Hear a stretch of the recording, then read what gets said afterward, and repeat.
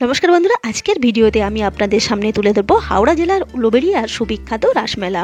বন্ধুরা, এবছর 2024-এ উলুবেড়িয়া রাসমেলা শুরু হয়েছে 24শে নভেম্বর, চলছে এক মাস ধরে, শেষ হবে আগামী 26শে ডিসেম্বর, আর মাত্র দুদিন।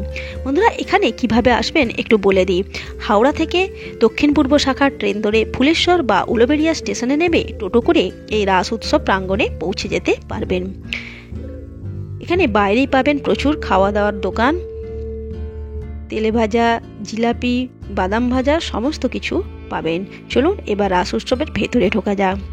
সামনেই পাবেন হরিনাম সংকীর্তনের মূর্তিগুলি। এই রাস উৎসবের বড় বৈশিষ্ট্য হলো এখানে সব মূর্তিগুলি বিদ্যুৎ চালিত, বিদ্যুতেই এরা চলে। তার পাশে কংসের কারাগার তুলে ধরা হয়েছে, হাত পা নাড়ছে দেখুন মূর্তিগুলি। এর পাশে রয়েছে কৃষ্ণ ভক্ত রাজরানী মীরা ভিকারিনী, কৃষ্ণকে নিয়ে মীরা ঘুরে চলেছে। তার পাশে শ্রীকৃষ্ণের নৌকা বিলাস তুলে ধরা হয়েছে। তার পাশে রয়েছে কৃষ্ণ ভক্ত সুদামা। এর পাশে একটি বামনসার মূর্তি রয়েছে। তার পাশে রয়েছে সত্য ত্রেতা দাপর কলিযুগ। এর পাশে রামচন্দ্রের অকাল বোধন দুর্গাপুজো তুলে ধরা হয়েছে। তার পাশে রয়েছে সাবিত্রী সত্যবান।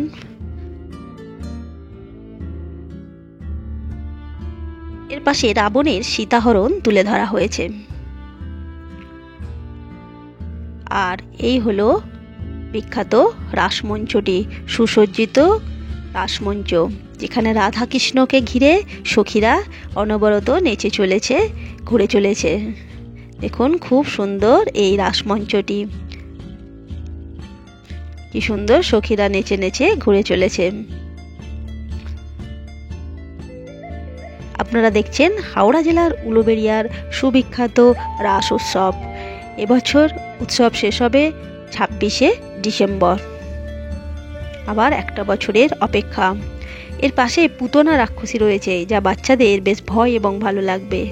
তার পাশে রামকৃষ্ণ, সারদা আর স্বামীজির মাতৃশক্তি আরাধনা তুলে ধরা হয়েছে। এর পাশে শ্রীকৃষ্ণের ননী চুরি তুলে ধরা হয়েছে। তার পাশে গরুর পালে বাঘ পড়েছে সেই গল্প। এর পাশে রয়েছে বৃদ্ধাশ্রম।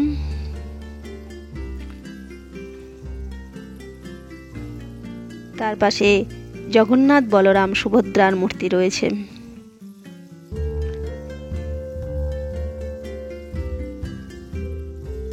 এর পাশে কি সুন্দর নাগরদোলা দেখানো হয়েছে, কি সুন্দর ঘুরছে দেখুন নাগরদোলাটি। এসবই ইলেকট্রিক চালিত।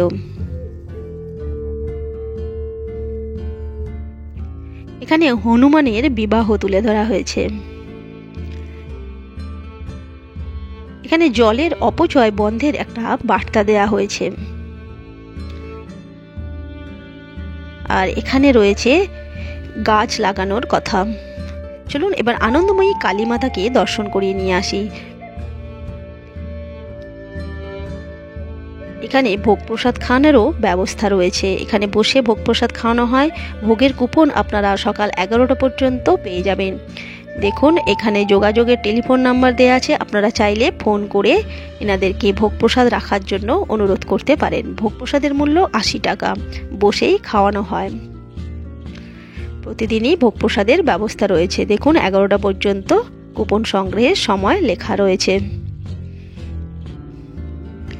এই মাতৃ মন্দিরের পেছনটা এই মন্দির। চলুন মায়ের দর্শন করিয়ে নিয়ে আসি।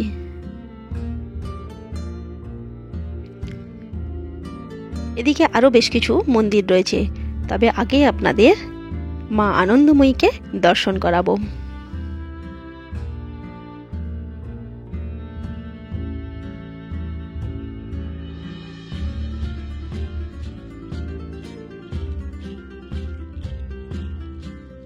এই আনন্দময়ীর মেলা প্রাঙ্গণটা আনন্দময়ী মায়ের মন্দিরের ওই উল্টো দিকে দেখা যাচ্ছে দেখুন।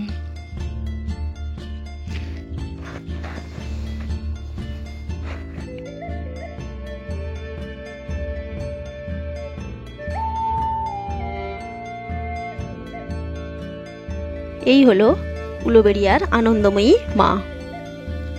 এর পাশেই রয়েছে শিব মন্দিরে বাবা শিব, তার পাশের মন্দিরে রয়েছে গৌর নিতাই,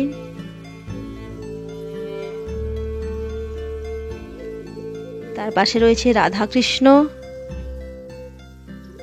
এই পুরো মন্দির চত্বরটা আপনারা রাস উৎসব ছাড়াও এখানে মন্দিরে আসতে পারেন।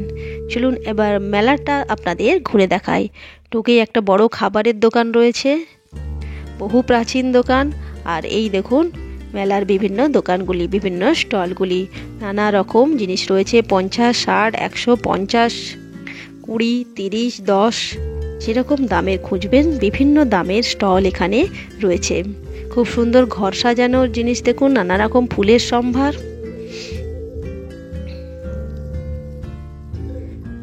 এটা দেখুন হরেক মাল 20 টাকার দোকান।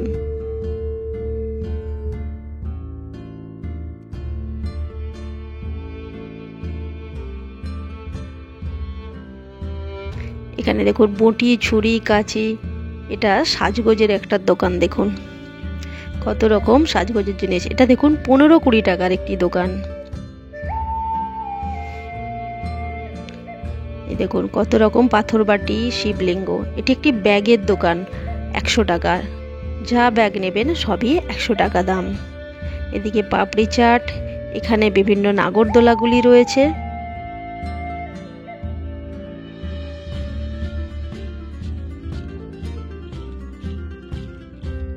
আপাতত আমি বিকেলের দিকে এসেছি বলে নাগরদোলা তখনও চালু হয়নি। দেখুন সেই বড় নাগরদোলাটি, এখানেও বাচ্চাদের রয়েছে। আর এই দিকটা গঙ্গার ধারে রয়েছে একাধিক খাবারের দোকান, বিভিন্ন রকম মুখরোচক খাবার রয়েছে। আর এই হলো হুগলি নদী। এই নদীতে আপনারা চাইলে বোটিং করতেও পারেন, ঘন্টা হিসেবে এখানে বোটিং করারও ব্যবস্থা রয়েছে।